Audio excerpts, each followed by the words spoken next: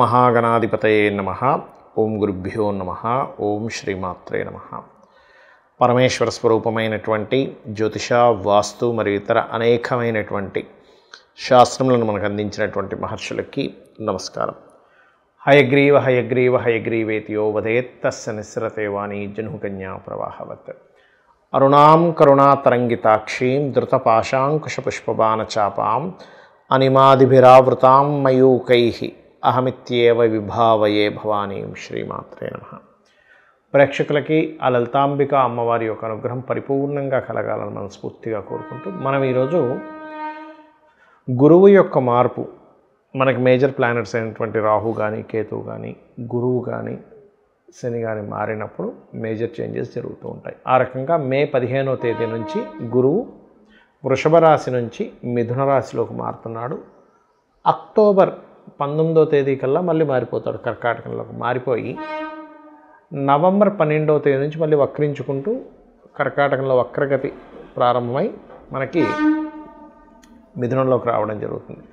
ఈ సంవత్సరం యొక్క గొప్పతనం ఏమిటంటే ఎప్పుడూ కూడా చాలా రేర్గా జరుగుతాయి ఇవి. ఒకే సంవత్సరంలో అంటే విశ్వవసునామ సంవత్సరంలో 3 రాసులు మారుతున్నాడు గురువు. దీనివల్ల కలిగే ఫలితాలు ఏమిటనేది నేను మీకు ఎండింగ్లో చెప్తాను. ఏ లగ్నం లేదా ఏ రాశి వారు చెప్పేసుకున్న తర్వాత సో వీడియో ఎండింగ్ వరకు చూడండి. అయితే ఈ విషయాలు చెప్తుంది నేనైనప్పటికీ కూడా చెప్పిస్తుంది సాక్షాత్ లలిత అమ్మవారిగా భావిస్తూ ఒక్కొక్క లగ్నం గురించి మనం తెలుసుకుందాం. మకర లగ్నము, మకర రాశి. మకరం వారి కనుక చూసుకున్నట్లయితే జూపిటర్ 6వ స్థానంలో ఉన్నాడు. గురువు ఈ లగ్నానికి పాపి 6వ స్థానంలో ఉన్నాడు. ఏమిటి అని భయం వేస్తూ ఉంటుంది. ఇక్కడ 6వ స్థానం అనేటువంటిది లోన్స్ హౌస్ అండ్ పూర్వజన్మ కర్మస్థానంగా మనం చెప్తూ ఉంటారు శాస్త్రాల్లో. 6వ స్థానంలో గురువు ఉన్నప్పుడు ఏమవుతుంది అంటే ఇది కొంచెం గురు సంబంధమైనటువంటి వారితో అనవసరమైన శత్రుత్వాలు, మిస్అండర్స్టాండింగ్స్, మిస్కమ్యూనికేషన్స్, వారి కోసం మీరు కొంత ఖర్చు పెట్టడం లాంటివి ఇస్తుంది. కాకపోతే ఎంతైనా కూడా గురువు శుభుడు కాబట్టి, సహజ శుభుడు కాబట్టి, లగ్నానికి శుభుడు కాదు సహజ శుభుడు కాబట్టి కొంచెం లోన్స్ లభించడానికి తోడ్పడతాడు. అలాగే మరొక విషయం ఏంటంటే కోర్టు వ్యవహారాలకు సంబంధించిన ఏమైనా ఉన్నట్లయితే కొంతవరకు అవి క్లియర్ అవ్వడం జరుగుతుంది, గుర్తుపెట్టుకోండి. అలాగే విదేశాలకు వెళ్ళి ఉద్యోగం చేద్దాము అని ప్రయత్నం చేసేటువంటి వారికి, అందులో ముఖ్యంగా accounting, software related, marketing related ఇట్లాంటి రంగాల్లో ఉండేటువంటి వారికి, టీచింగ్ రిలేటెడ్ కూడా, ఎందుకంటే ఇక్కడ గురు రాశిలో శని ఉన్నాడు, గురువు 6వ స్థానంలో పడ్డాడు. 6వ స్థానం అనేటువంటి నిత్య జీవితాన్ని కూడా చెప్తూ ఉంటుంది. సో మీ యొక్క నిత్య జీవితంలో 6వ స్థానంలో ఎప్పుడైతే గురువు ఉంటాడో ఎనీథింగ్ మీరు ట్రైనింగ్ రిలేటెడ్ సంబంధించింది ఏదైనా ప్రారంభించారు యూట్యూబ్లోని అటువంటివి కూడా మీకు సక్సెస్ అవుతాయి. అలాగే మరొక విషయం ఏంటంటే 2వ స్థానాన్ని ఎప్పుడైతే వీక్షిస్తున్నాడో ఇక్కడ ఫైనాన్షియల్గా కొంతవరకు గ్రోత్ ఉండడం, అప్పుల కోసం మీరు చేసేటువంటి ప్రయత్నాలు సఫలీకృతం అవ్వడం, ఇటువంటివన్నీ కూడా ఇక్కడ గురువు ఇస్తున్నాడు. అయితే ఎంతైనా 6వ స్థానంలో గురువు కాబట్టి కాస్త అప్పుడప్పుడు శనగలు దానంగా ఇస్తూ ఉండండి. శనగలు, నువ్వులు ముఖ్యంగా దానంగా ఇవ్వండి. అయితే ఇక్కడ మీకు సందేహం కలగొచ్చేమంటే మనకి మకరం వారికి ఏలినాడు శని అయిపోయింది కదా, ఇంక ఇప్పుడు నువ్వులు ఎందుకు ఇవ్వాలి దానం అని. ఇక్కడ ఎప్పుడు కూడా డిస్పొజిషన్ సిస్టమ్ అని ఉంటుంది. అంటే మనకి ఒక గ్రహం ఒక రాశిలో ఉన్నప్పుడు ఆ గ్రహం యొక్క రాశుల్లో ఏ గ్రహం ఉంది అనేటువంటిది మనం ప్రధానంగా తీసుకోవాలి. అయితే ఇక్కడ శని, ఈ మకర లగ్నం వారికి శని 3వ స్థానంలో ఉండడం చాలా మంచిది. అంటే ఒకవైపు ఏలినాడు శని యొక్క ప్రభావం తగ్గుతుంది, రెండో వైపు 6వ స్థానంలో గురువు మాత్రమే ఉన్నాడన్నట్టు కాకుండా శని ఉండేటువంటి ప్రభావం కూడా ఇస్తూ ఉంటుంది. కాబట్టి ఇది చాలా మంచిది. అయితే నేను చెప్పినటువంటి దక్షిణామూర్తి ఆరాధన, దత్తాత్రేయుడి ఆరాధన, కాలభైరవుడి యొక్క అష్టకం చదువుకోండి, అన్ని విధాల మీకు బాగుంటుంది. చాలామంది అడుగుతున్నారు, ఏమండి ఈ సంవత్సరం గురువు అతిచారంలో ఉన్నాడు కదా, అంటే సంవత్సరం పాటు ఒక రాశిలో ఉండవలసినటువంటి గురువు ఒకే సంవత్సరంలో 3 రాశులు మారుతున్నాడు.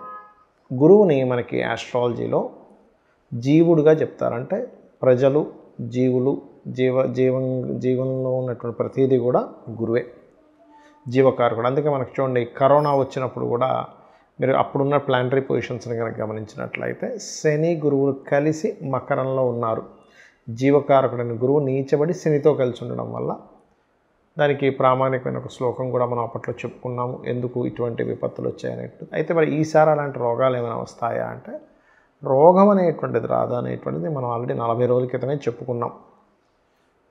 ఇది విశ్వవసునామ సంవత్సరం ప్రారంభంలోనే. కాకపోతే యుద్ధాలు లాంటివి వస్తాయి, కొంచెం జల సంబంధించిన యుద్ధాలు ఎక్కువగా వస్తాయి అని చెప్పుకున్నాం. అయితే ఈ జల సంబంధించిన యుద్ధాలతో పాటు జల రాసుల్లో ఈ కుజుడు శని ఉన్నారు కాబట్టి జలంలో ఉండేటువంటి కొన్ని జీవరాశులకి చాలా ఇబ్బంది కలగనుంది.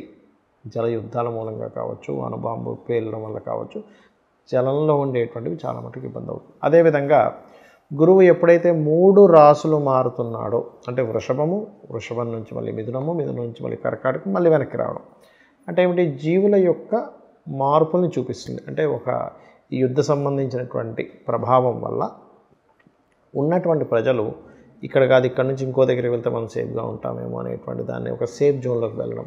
అలా కాదని కొంత సముద్ర తీర ప్రాంతాల వైపు ఉండేటువంటి వారు, ముఖ్యంగా మనకి పాకిస్తాన్కి సరిహద్దుల్లో ఉండేటువంటి వారు, ఢిల్లీ లాంటి ప్రాంతాల్లో ఉండేటువంటి వారు, లేదా ఇటువైపు అంటే మన ఇండియాకి ఇరువైపులా ఉండేటువంటి తూర్పు పడమర వైపుల్లో ఉండేటువంటి సముద్ర తీర ప్రాంతం అంటే వైజాగ్, లేనట్లయితే వెస్ట్ బెంగాల్ కావచ్చు, అదేవిధంగా మనకి ఒరిస్సా కావచ్చు, ఇటువైపు రాజస్థాన్, ఇటువైపు ఉండేటువంటి వారు కాస్త పరుగులు తీయాల్సిన పరిస్థితి వస్తుంది అనేటువంటి చూపిస్తుంది. అంటే వాళ్ళు సేఫ్ కోసం, ఇదేదో ఎవరినో భయపెట్టడానికి కాదు, గుర్తుపెట్టుకోండి. ఇదంతా ఎందుకు చెప్తున్నానంటే జూపిటర్ ఇలా 3 రాసులు మారినప్పుడు అయితే మన దేశం కంటే కూడా ఇతర దేశాల వాళ్ళకి చాలా ఎక్కువగా ఉంటుంది ఇబ్బంది. అంటే పాకిస్తాన్ మన శత్రు దేశానికి చాలా ప్రమాదం కానివ్వండి, చాలా ఇబ్బందికరమైన వాతావరణం అనేటువంటిది వాళ్ళు చూస్తారు. ఆ దేశం వాళ్ళు ఎక్కువగా పరుగులు తీయాల్సి వస్తుంది మన దేశంలో ఉండే వాళ్ళకంటే. మన వాళ్ళు ఏంటంటే కొంచెం సేఫ్ దీనికోసం వెళ్ళవలసి వస్తుంది. అటువంటి పరిస్థితి నెలకొననుంది అనేటువంటిది మనం ఒక 45 రోజుల క్రితమే పాత వీడియోలో కనుక చూసుకుంటే ఈ జల సంబంధించిన యుద్ధాలు వస్తాయి, జలరాశిలో కుజుడున్నాడు అనేది చెప్పుకున్నాం. అప్పటికి ఇంకా అసలు విశ్వవసునామ సంవత్సరం కూడా ప్రారంభం కాలేదు. అయితే ఈ షష్టగ్రహ కూటమి, గ్రహణం ఇవన్నీ కూడా దానికి యాడ్ ఆన్ అవుతున్నాయి, కాదని కాదు. అయితే మరి అందరూ సరే నాకు డేట్ ఆఫ్ బర్త్ ఉంది కాబట్టి నేను పలానా రెమెడీ చేసుకుంటాను, మరి లేని వాళ్ళ పరిస్థితి ఏమిటి, ఈ యుద్ధ సంబంధించిన వాటి నుంచి కాపాడుకోవడానికి ఏమిటి, ఈ గురువు మారుతున్నందుకు మీకు మంచి ఫలితాలు రావడానికి ఏమిటి అని చూసుకున్నట్లయితే, ఎప్పుడైనా శని గనక మీనరాశుల్లో సంచరించేటప్పుడు ప్రధానంగా జరిగేవి ఏమిటి అంటే, కొంతమంది పీఠాధిపతులు వాళ్ళలో మార్పులు కానివ్వండి, లేనట్లయితే వాళ్ళకు కొంత హెల్త్ రిలేటెడ్, లేకపోతే వాళ్ళలో కొంత ఇబ్బంది కావడం, కొంచెం ధర్మానికి ఇబ్బంది రావడం, ఇట్లాంటివన్నీ కూడా శని గురురాశిలో ఉన్నప్పుడు ఇస్తూ ఉంటాడు. అయితే ఇక్కడ ప్రతి ఒక్కరు కూడా చేసుకోవాల్సిన రెమెడీ ఏమిటి శని మీన రాశిలో ఉన్నందుకంటే, దక్షిణామూర్తి యొక్క స్తోత్రము, కాలభైరవుడి యొక్క అష్టోత్తరము ఎక్కువగా చేసుకుంటూ ఉండాలి. కాలభైరవ స్తోత్రం మనందరం వినే ఉంటాం, దాన్ని విన్నా సరిపోతుంది. ఏమంటే నాకు నోటికి రాదండి అని బాధపడుతూ ఉంటారు చాలామంది. చక్కగా మీరు ప్రశాంతంగా మీరు విన్నారంటే కాలభైరవ అష్టకము, కాలభైరవుడు ఈ కాలంలో జరిగేటువంటి ఏవైతే విపత్తులు ఉంటాయో ఆ విపత్తుల నుంచి మిమ్మల్ని కాపాడడం జరుగుతుంది, గుర్తుపెట్టుకోండి. అలాగే హైదరాబాద్ నగరంలో ఉండేటువంటి వారు కూడా కాస్త ఈ ప్రాంతాల్లో ఎక్కడైతే మనకి జనసంచారం ఎక్కువ జరుగుతుందో అక్కడ కూడా కొంత జాగ్రత్తగా ఉండాలి. పుణ్యక్షేత్రాలు, అదేవిధంగా ఈ ప్రార్థనా స్థలాల మీద కూడా ఎఫెక్ట్ అనేటువంటిది ఉంది కాబట్టి ప్రార్థనా స్థలానికి వెళ్ళేటువంటి వారు ముఖ్యంగా మంగళవారాలు, గురువారాలు మరింత జాగ్రత్తగా ఉండాలి, గుర్తుపెట్టుకోండి. అదేవిధంగా మరి ఇంకేం రెమెడీస్ చేసుకుంటే బాగుంటుంది అంటే, గోవులకి బెల్లం తినిపించడం కానివ్వండి, గురు మంత్రము మీ గురువుల ద్వారా ఎవరి ద్వారా అయినా మీకు గురుమంత్రం లభించినట్లయితే గురుమంత్ర జపం చేసుకోవడము, దక్షిణామూర్తి స్తోత్రము, దత్తాత్రేయుడి యొక్క చరిత్ర చదువుకోవడము, వీలున్నప్పుడల్లా కూడా కాస్త గురుగ్రహం దగ్గర శనిగ్రహం దగ్గర దీపారాధన చేయడము, గోవులకి బెల్లం తినిపించడము, ఇవి చేయండి. ఖచ్చితంగా మీరు మీ యొక్క కుటుంబము సేఫ్గా ఉంటుంది. మనందరము కూడా ఆ యొక్క అమ్మవారి అనుగ్రహంతో సురక్షితంగా ఉండాలని మనస్ఫూర్తిగా కోరుకుంటూ శ్రీమాత్రే నమః.